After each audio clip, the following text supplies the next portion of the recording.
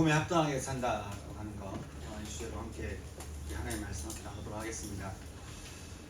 오늘은 제가 여러분과 함께 말씀 나누기 전에 먼저 한 분을 제가 소개하면서 말씀을 시작하고 싶은데요. 아마 아시는 분들은 다 아시겠지만 또 제가 주보에도 실었는데, 이분은 주님이 이 땅에 오셔야만 했던 그 이유대로 살려고 애를 썼던 그런 분이었습니다. 가난한 자와 또 마음이 상한 자, 포로된 자, 억누른 자, 그런 사람들을 위해서 평생, 우리가 이렇게 한두 번 섬길 수 있는데 평생 사람들을 섬기는 것을 즐거워하고 기뻐했던 그런 분이었습니다. 이분은 북한에 의사로 계시다가 전쟁 중에 잠깐 남한에 내려온다는 게 그만 이렇게 가족과 영원히 헤어지게 됐던 그런 분이었습니다. 평양 산정현교회 장로님이셨던 이분은 자신이 의사이기 전에 먼저 나는 예수 믿는 사람이라고 하는 것을 이분이 믿지 않으셨어요. 다시 말해서 이렇게 의사로서 예수 믿는 게 아니라 이분의 특징은 예수님을 믿는 사람으로서 의사로 살았어요. 우리는 직장인을 하면서 이렇게 예수 믿는 사람을 생각하잖아요. 근데 이분은 그 상관없이 내가 예수 믿는 사람으로서 직장생활을 했다는 거예요. 이분이 예수 믿는 의사로서 자신의 정체성을 얘기했던 이야기가 있습니다. 화면을 보시면 나오겠는데 이렇게 얘기를 했죠. 의사로서 제가 할 일은 이것입니다. 그것은 평강의 하나님이 친히 너희로 온전히 거룩하게 하시고 또 너희의 영혼과 몸이 우리 주 예수 그리스도 강림하실 때에 흠없게 보존되기를 원한다는 말씀대로 하나님께서 부여하신 인간의 생명을 보존하는 것, 이것이 예수 믿는 의사로서 제가 해야 될 사명입니다. 또 말하기를 의사는 사람의 인격적인 생명과 건강에 도움을 주는, 의사는 그냥 봉사자라는 거예요. 또 말하기를 경건한 의사는 사람에게 보이기 위해서가 아니라 오직 하나님께 순종하는 마음으로 실천합니다. 그렇게 얘기하는 것이죠. 그렇게 예수 믿는 의사로서 이 땅에 몸이 상한 자들을 섬기며 살았던 이 장기려 박사는 자신이 가진 의술과 자신이 가진 모든 것을 가지고 환자들을 섬기기 위해서 살았는데, 이분이 참 특징이 뭐냐면 섬기지 않는 것을 죄로 여겼어요. 섬기지 않는 것이 죄니까 섬겨야 되는 거예요. 왜냐하면 내가 예수 믿는 사람으로서 나는 섬기는 것이 마땅한 사람이라고 생각한 것이죠. 그리고 환자를 치료하는 것보다 돈이 앞서는 것 역시 죄로 여겼어요. 그러니까 환자보다 돈이 있으면 이게 죄이기 때문에 그것을 선택하지 않는 것이죠. 나중에 이분이 은퇴할 때 이분이 퇴직금이 없었어요. 왜냐하면 전부 환자를 위해서 다 써버렸기 때문에 그렇습니다. 그러니 이 사람에게 붙여진 별명이 있었어요. 그것은 바로 바보 의사입니다. 바보 의사. 여러분, 혹시 여러분에게 누군가가 당신이 참 바보 같네, 그렇게 얘기한다면 여러분 어떨 것 같습니까? 사람은 할 수만 있다면 한 번 사는 인생을 좀 이렇게 화려하게 자신의 인생 이름을 좀 내세우면서 그렇게 살고 싶어 합니다. 근데 이분은 충분히 그럴 만한 자격이 있었어요. 근데도 불구하고 자신의 이름을 드러내지 않았습니다. 여러분, 이름을 드러낼 수 있는데도 불구하고 의도적으로 이름을 드러내지 않는 거예요. 왜 그랬을까요? 이분은 바울의 말처럼 살든지 죽든지 내 몸에서 그리스도가 존귀하게 되는 것, 이것이 이분의 최대한 바람이기 때문에 그런 것이죠. 내 몸에서 그리스도가 존귀하게 되는 것. 다시 말해서 내 삶에서 오직 그리스도가 존귀하게 되는 것, 내 삶을 통해서 그리스도의 이름이 높아지는 것, 내 삶을 통해서 그리스도가 영광을 받으시는 것이 자신의 삶의 목적이었고 최대 바람이었다. 이게 평생 소망이었어요. 그러니까 누구를 만나든지 무엇을 하든지 항상 생각하는 것, 나를 통해서 이 일터가, 나를 통해서 저 사람이, 나를 통해서 세상이 그리스도가 영광 받는 것이 자기의 모든 바람이었다. 그는 흥하여야 하겠고 나는 쇠하여야 하리라. 나의 이름보다 하나님의 이름을 드러내는 것에 소망을 가졌다는 인생. 여러분, 이런 우리 믿음의 선배들처럼 여러분, 우리도 그리스도인이라면 그렇게 살아야 되는 거 아니겠습니까? 신앙에 대해서 이야기를 제가 언젠가 한 적이 있는데, 제가 언젠가 신앙은 선택의 문제가 아니라 이게 죽고 사는 문제라고 제가 이야기를 했습니다. 왜냐하면 생명이 예수님께 있기 때문에 그런 것이죠. 그런데 이게 예수님을 믿고 난 다음에도 우리는 이 당연한 이 생명을 앞에 두고 우리는 선택이라고 하는 것에 늘 고민하고 있는 우리의 모습을 보게 됩니다. 왜 그럴까? 이것은 죄성을 가진 우리 육이 이게 죽음에 익숙해져 있거든요. 우리가 굉장히 죽음에 익숙해져 있기 때문에 그러다 보니까 생명의 예수님의 말씀이라든지 생명의 예수님의 그 삶을 내가 받아들이는 것에 자꾸 마음속에서 저항하려고 한다는 거예요. 당연히 받아들여야 되는 건데 내가 이걸 해야 될지 말해야 될지 자꾸 내가 뭔가를 선택해야 된다고 우리가 생각을 한다는 거예요. 우리는 지금 뿌리를 내리는 제자들의 삶을 함께 우리가 배우고 있습니다. 여러분 이 책을 읽으면서 어떤 마음이 들을지 모르겠어요. 어떤 분은 이 책을 읽으면서 야 진짜 부담된다 그럴 수 있고, 또 어떤 분은 이 책을 읽으면서 오히려 이것이 자기에게 참 도전이 되는 그런 생각을 하신 분이 있을지 모르겠습니다. 존 스토트 목사님은 우리가 신앙의 뿌리를 깊이 내려야 되는 이유에 대해서 말하기를 우리를 둘러싼 이 네 가지 세상의 사상 때문에 그렇다고 얘기를 하고 있는데, 네 가지가 뭐였습니까? 하나는 진리라고 하는 것은 꼭 여기만 있는 게 아니야. 진리는 여기도 있고 저기도 있어. 그러니 기독교만 유일한 진리가 아니야 라고 말하는 다원주의 사상이 지금 우리 세상에서 우리를 이렇게 둘러싸고 있고요. 또 물질을 최고의 가치로 여기면서 물질의 삶의 목적을 두게끔 하는 것이 또 물질주의의 사상이고요. 또 한 가지는 도덕적인 절대 진리나 가치를 부인하는 거예요. 도덕적인 가치는 시대에 따라 다를 수 있어. 왜 그렇게 고리타분하게 그걸 따라? 라고 하면서 윤리적 상대주의로 계속 우리를 압박하는 것이죠. 그리고 오직 자기 자신에 빠져가지고 그냥 나 자신을 사랑하는 삶을 살도록 나르시시즘, 이걸 주는 것이 지금 우리를 압박하는 세상이라는 거예요.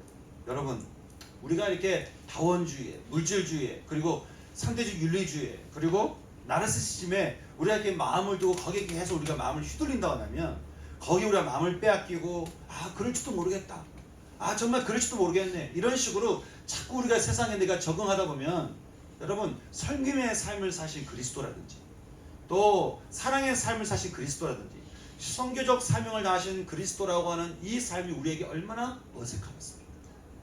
이게 얼마나 부담되겠어요? 어떨 땐 얼마나 그리스도인의 삶이 참 바보 같아 보이는지.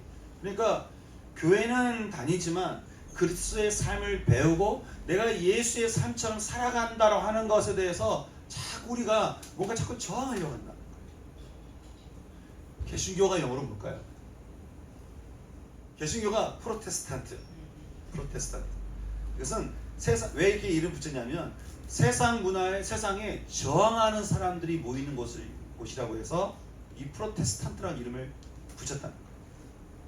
근데 어떻게 된 일인지 교회 다니는 사람 중에 세상에서 저항을 해야 되는데 이게 그리스도를 닮아가는 삶에 저항하는 거예요. 여러분, 우리는 어떻게 하면 정말 생명의 근원 되시는 그리스도를 믿는 사람으로서 우리의 몸을 통해 그리스도가 존귀하게 되고 우리의 삶을 통해 그리스도가 영광을 받으시는, 우리는 어떻게 하면 그런 삶을 살 수 있을까요? 오늘 우리가 읽은 빌립보서에서 바울이 그렇게 말합니다. 너희는 그리스도의 복음에 합당하게 생활하라. 이 말을요, 공동 번역 보니까 이래요. 여러분은 그리스도의 복음을 받은 사람답게 살아라. 또 현대인의 성경 보니까 여러분은 기쁜 소식을 믿는 사람답게 생활해라. 그렇게 말하고 있는데, 여러분, 우리는 정말 어떻게 하면 복음에 합당하게 하는 삶, 복음을 받는 사람답게, 기쁜 소식을 믿는 사람답게, 또 아까 우리 봤던 장기라 박사님처럼 우리 몸을 통해서 그리스도를 이렇게 드러내는 삶을 우리가 살아갈 수 있을까요? 우리는 보통 어떻게 하면 그럴 수 있을까? 그러면 그러면 또 우리가 뭘 해야 되지? 우리가 또 뭘 열심히 해야 되지? 우리가 그렇게 생각하기 쉽습니다. 하지만 이건 우리가 뭔가를 해야 되는 것에 대해서는 주님이 원하시는 방법이 아니죠. 오늘 우리가 읽은 마태복음 말씀 보게 되면 복음에 합당하게 하는 삶이 무엇인가에 대해서 우리가 좀 엿볼 수가 있는데요. 이 말씀 우리가 함께 살펴보기 전에 우리는 그 전에 하셨던 이 말씀 이전에 하셨던 또 다른 비유에 대해서 우리가 귀담아 들을 필요가 있는데, 왜냐하면 이 두 가지 말씀이 같이 연결되어 있기 때문에 그렇습니다. 이전의 비유를 보게 되면 마태복음 19장에 이런 말씀이 나옵니다. 부자 청년에 대한 이야기가 나오는데, 하루는 부자 청년이 예수님을 찾아와서 이렇게 묻게 되죠. 선생님, 내가 무슨 선한 일을 해야 내가 영생을 얻겠습니까? 이 말을 바꿔 말하면 내가 이제 어떻게 해야 제가 영생을 얻을 수 있을까요? 이렇게 물어본 거예요. 내가 이제 뭘 더 하면 될까요? 제가 계명도 다 지켰고요.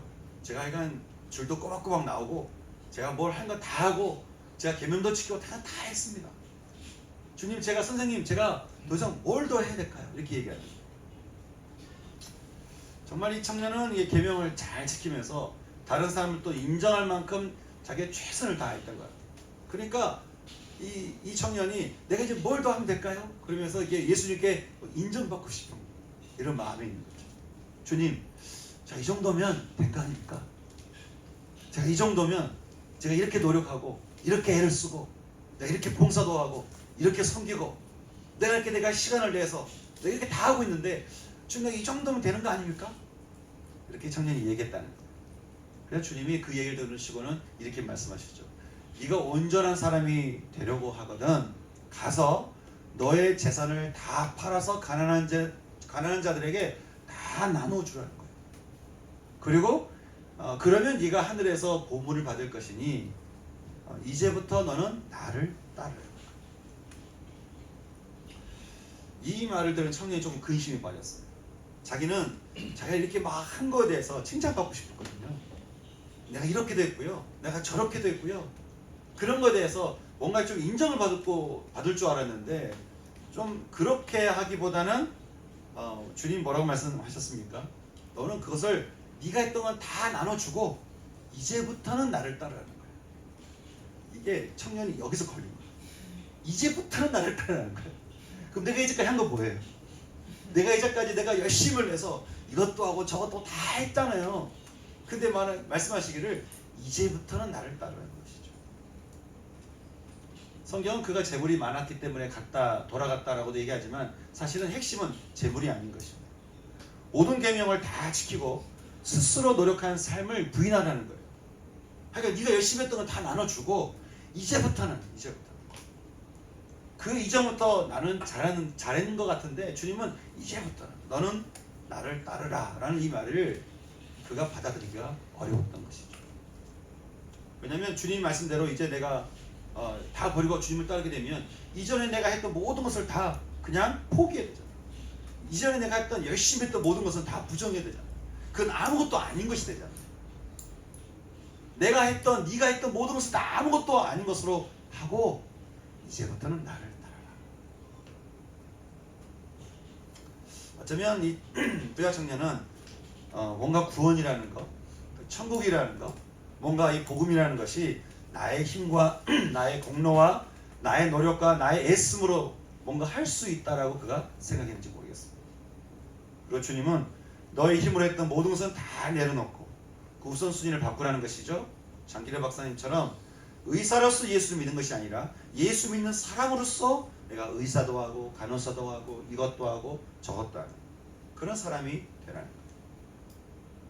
자기를 내려놓을 수가 없어가지고 근심하며 돌아가는 이 청년을 보면서 주님이 말씀하셨습니다. 부자가 다시 말해서 자기로 찬 사람, 자기에 찬 사람이 물질이 아니에요. 자기에 찬 사람이 천국에 들어가는 것이 얼마나 힘든지. 차라리 낙타가 바늘귀로 들어가는 게 더 낫다는 거예요. 더 쉽다는 거예요. 이 말을 들은 제자들이 좀 놀랐던 것 같아요. 왜냐하면 누가 봐도 반듯해 보이는 사람인데 저 사람이 천국 못 간다 그러니까 제 말하기를 주님 우리는 다 버리고 주님 떠났습니다. 주님을 따랐습니다. 그렇게 얘기하는 것이죠.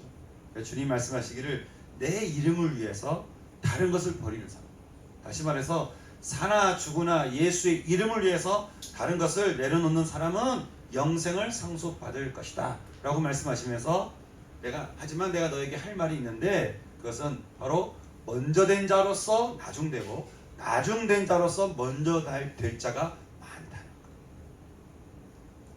여러분 여기서 누가 먼저 된 자고 누가 나중된 자일까요? 여러분 어떨 것 같습니까? 만약 주님이 여러분을 보실 때 여러분은 먼저 된 자일까요? 아니면 나중된 자일까요? 주님은 이 말씀을 마태복음 20장에서 좀 더 자세하게 설명을 해주고 계시는데 오늘 우리가 읽었던 말씀이 비유가 그렇죠. 하루는 포도밭 주인이 일꾼을 고용하라고 아침 일찍 집을 나섰대요. 여기서 이른 아침이라고 하는 것은 아침 6시 정도 됩니다. 그러니까 해가 뜨는 시간이에요.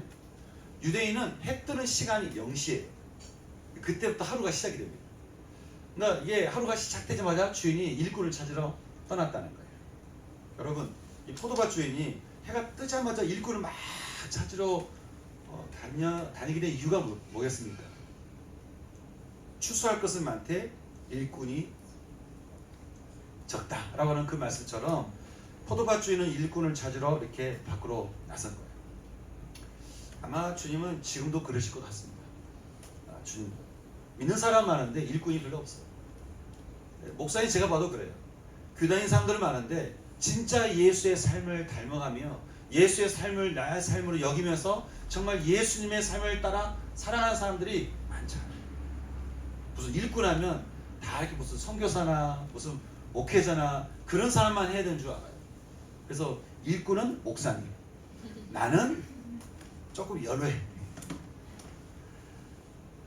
근데 장기려 박사님처럼 여러분 평신도에 이런 분들이 계속 일어나야 되는 거 아니겠어요?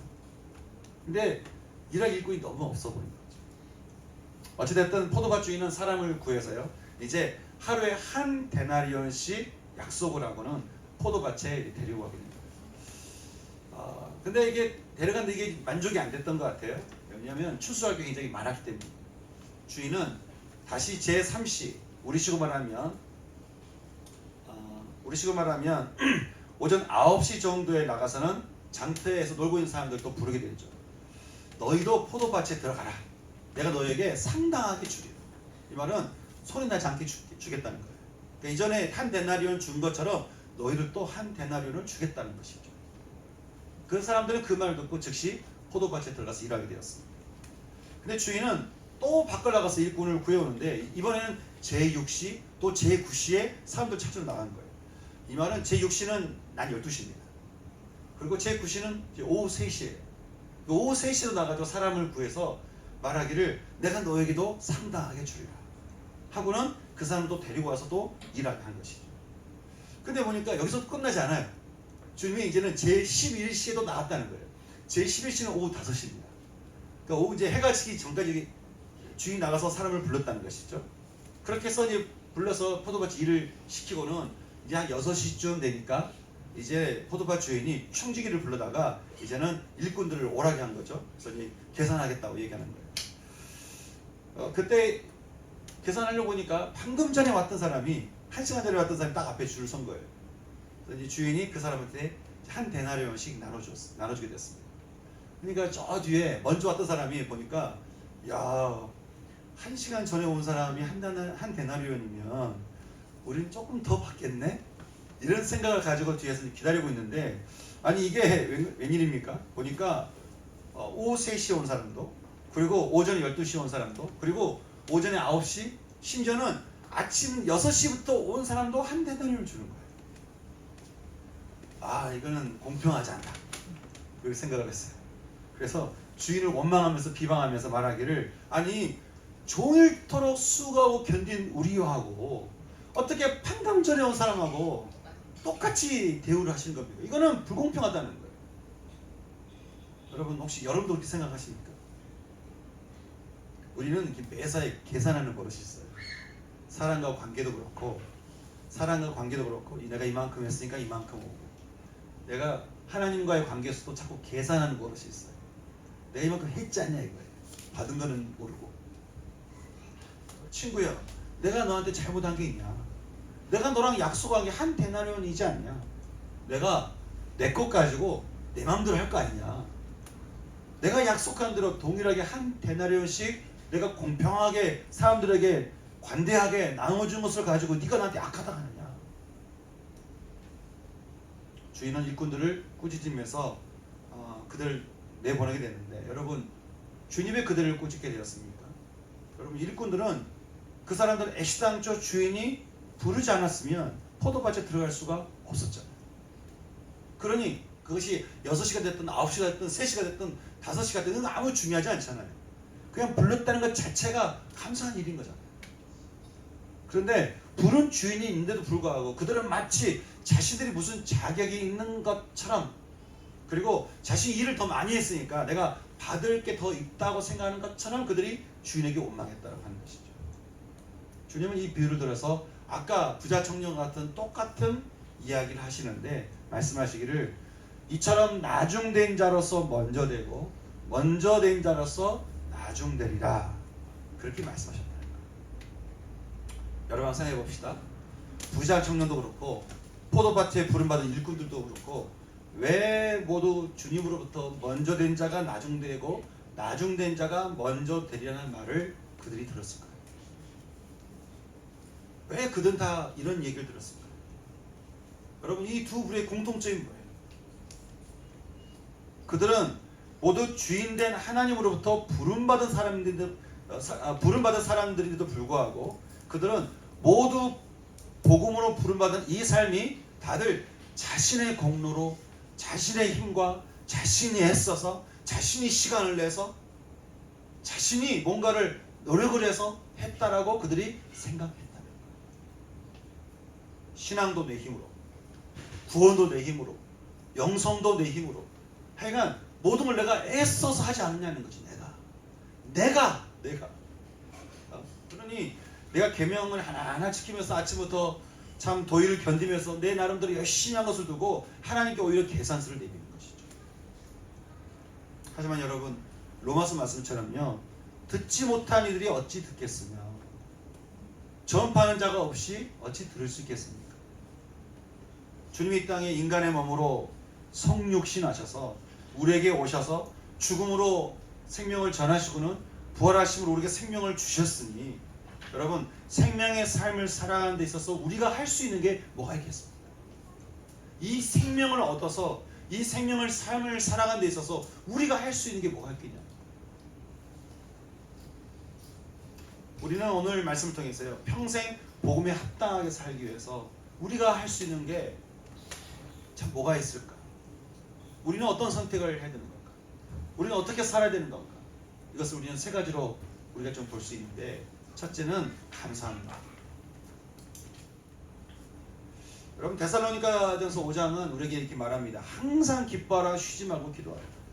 그리고는 말하기를 범사에 모든 상황에 그것이 좋든 안 좋든 힘겹든 어렵든 마음이 무겁든 슬프든 모든 이 범사에 너희는 하나님께 감사해.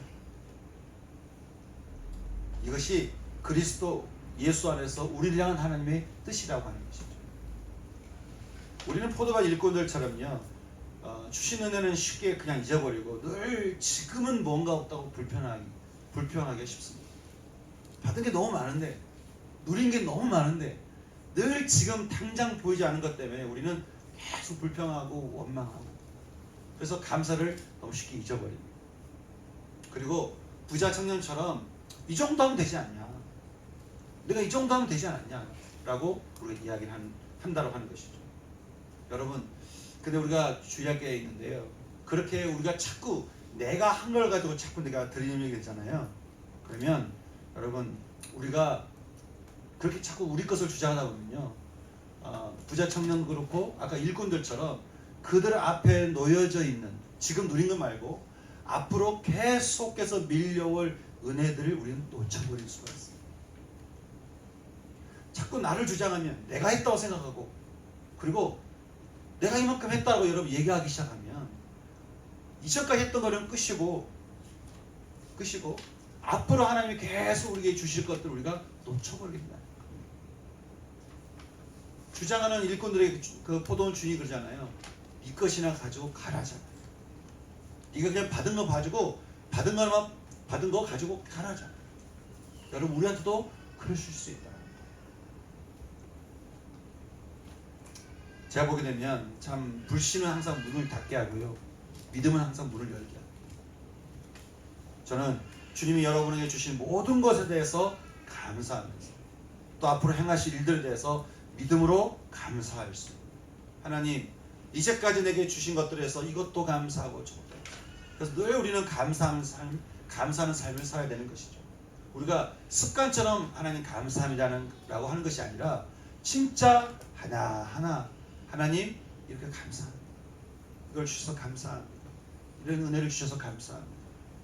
하나하나 매일 하나님께 감사하며 우리가 살아야 된다고 하는 것이죠. 또 한 가지 우리가 기억해야 될 것이 있다면, 우리가 금요일에 또 나눴지만 그것은 예수의 이름 앞에 있던 우리의 삶을 다 돌이켜서요, 모두 예수의 이름 우리가 뒤로 물러서야 한다는 거예요. 여러분, 우리의 삶을 인도하시는 목자 뒤로 우리가 물러서야 한다는 거예요. 여러분, 광야에서 하나님께서 출애굽 백성들을 40년 동안이나 그 사막을 돌게 하신 이유가 뭐겠습니까? 뭘 가르쳐 주시는 거예요? 가르쳐 주신 이유가 있어요. 그것은 너희의 힘과 지혜로 이것을 살아가는 것이 아니라, 이 땅에서 너희가 살 수 있는 힘은, 그 인도하시는 하나님의 능력은 하나님의 우리를 향한 전적인 그 은혜에 있다는 것이죠. 주님의 뜻을 따라서, 주님이 주신 말씀을 따라서 우리가 살아가게 될 때, 우리는 비록 광야 같은 삶이지만 이것을 우리가 넉넉하게 우리가 넘어갈 수 있다고 하는 것이죠. 그러니 내가 뭔가를 해볼 수 있다고 생각하지 말고 주님의 이름 뒤로 물러서라는 거예요. 저도 그렇지만요, 여러분의 인생 모든 손수지가 여러분이 아니라 오직 주님이시기를 주님의 이름으로 축원합니다.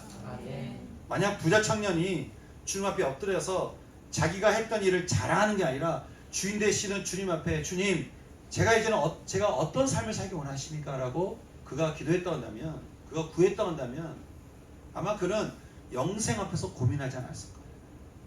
어쩌면 그 부자 청년은요, 수르보니게 여인처럼 성경에 기록되는 은혜의 사람으로 그는 우리에게 알려졌을 거예요. 그런데 자기가 주인이고 자신에 의해서 인생을 살았던 그는 영생 앞에 근심하며 돌아갔다는 것이죠. 저는 오늘 이 시간에도 주님이 우리에게 동일하게 물으신다고 저는 믿습니다. 그동안 여러분이 주인이었던 여러분의 모든 삶에서 여러분이 했던 것들은 다 나눠주고, 그리고 너는 이제부터는 나를 따르라. 나를 따르라. 그렇게 여러분 말씀하신다면 여러분 어떻게 여러분 반응하시겠습니까?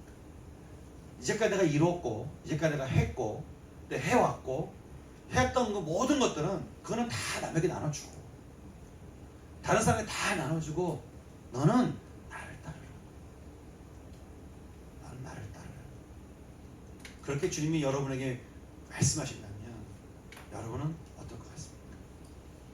저는 오늘 이 시간 주님 앞에 예, 주님, 제가 이제부터는 제가 주님을 제가 따르겠습니다.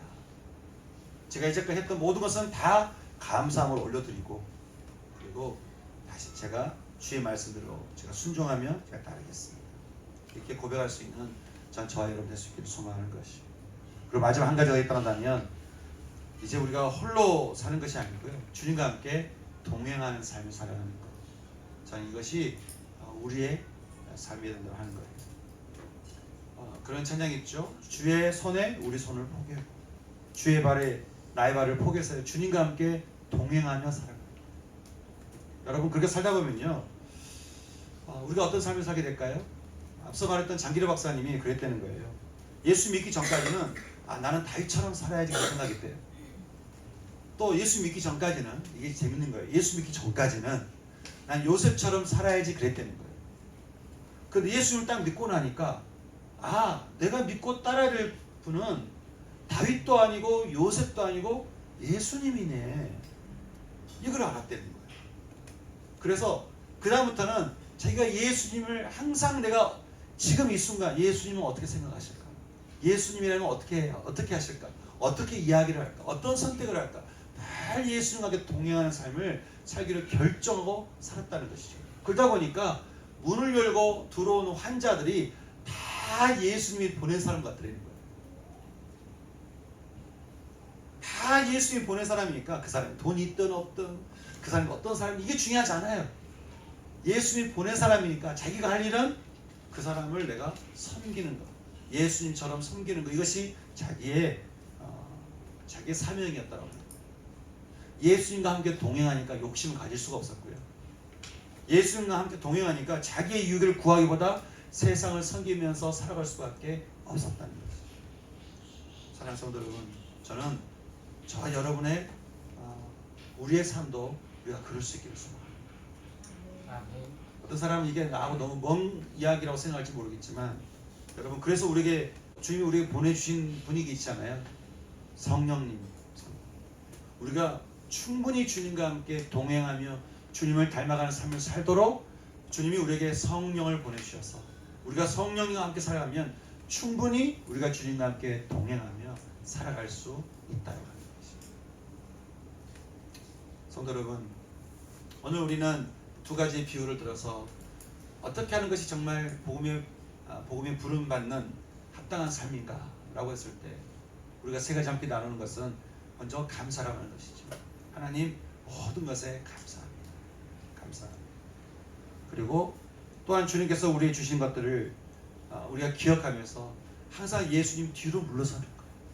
내가 앞에 서서 뭔가를 하는 것이 아니고 예수님 뒤로 물러서서 예수님이 내 앞에 계셔서 나는 예수님을 쫓아가는, 그리고 이제 예수님한테 말씀하신 것을 나의 삶으로 받아들여서 그 예수님의 삶이 나의 삶이 되도록 예수님과 함께 동행하며 살아가는 삶, 이것이 주님께서 우리에게 주신 말씀이라는 거예요. 여러분, 오늘 우리에게 주신 이 말씀 여러분 어떻게 생각되십니까? 저는 말씀을 준비하면서 이것이 무거울 수도 있어요. 무거운 이야기일 수도 있지만, 근데 여러분 이것을 우리가 넉넉히 할 수 있도록 성령님을 우리에게 보내주신 걸 생각하면 우리는 이 삶을 우리가 넉넉히 살아갈 수 있는 것이죠. 그래서 오늘 우리가 이 말씀을 가지고 주 앞에 우리 기도하고 싶은 것은 그런 마음이 드는 거예요. 참 세 가지 두고 함께 기도하고 싶었는데, 하나는 하나님께서 우리에게 베풀어 주신 것들을 한번 함께 생각해 봤으면 좋겠어요. 여러분, 하나님께서 여러분에게 베풀어 주신 것, 여러분의 은혜를 주신 것 생각해 보면 감사 아니겠습니까? 저는 아침 일어나면 한 번씩 얘기 나누지만 제 옆에 아내가 있으면 아내가 있는 게 너무 감사해요. 그래서 매일 아침에 하나님께 참 감사합니다. 참 그렇게 방황하며 살 수 있는데 지금은 방황하지 않고 제가 뭔가 안정적으로 마음 생활하는 것도 참 신기하고 감사하고, 목사이기 전에 내가 예수님을 알아서 예수의 은혜를, 예수님이 주시는 은혜를 누리는 것도 너무 감사해요.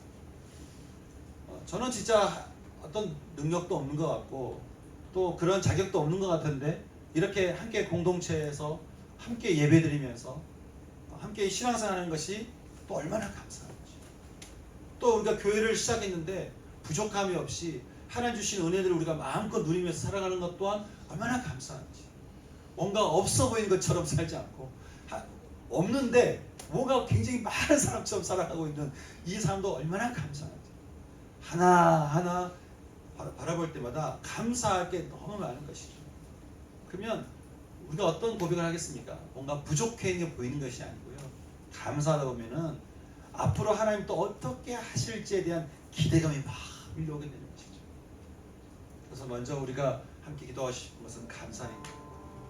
우리가 감사하고 나갔으면 좋겠고, 또 한 가지는 회개입니다. 혹시 우리가 예수님보다 앞서 나가 있는 분이 있다면 여러분 우리 시간 다 뒤로 돌아오십시오. 여러분의 어떤 선택들, 결정들, 여러분이 앞서 했던 모든 삶을 다 예수님 뒤로 가세요. 하나님, 내 인생을 인도하시는 목자는 주님이신 줄 잘 믿습니다. 주님이 나의 목자입니다. 그렇게 목자 대신 주님을 인정하고 함께 기도했으면 좋겠고, 그리고 또 한 가지는 주님, 제가 이 세상에 살 때 주님과 함께 동행하며 살기를 원합니다. 주님과 함께 동행하며 여러분의 삶의 일터에서, 현장에서 주님이 어떻게 하길 원하시는지, 주님이 어떤 삶을 살기 원하시는지, 주님과 함께 동행하며 주님을 닮아가며 이 세상에 또 다른 예수로서 살아갈 수 있는, 하나님, 제 삶이 그러기를 원합니다. 그렇게 이 세 가지도 함께 기도하기를 원하는데요. 그래서 먼저 주 앞에 우리가 감사하고 나갔으면 좋겠습니다. 하나님, 감사합니다. 우리 감사하며 기도를 드리십시다.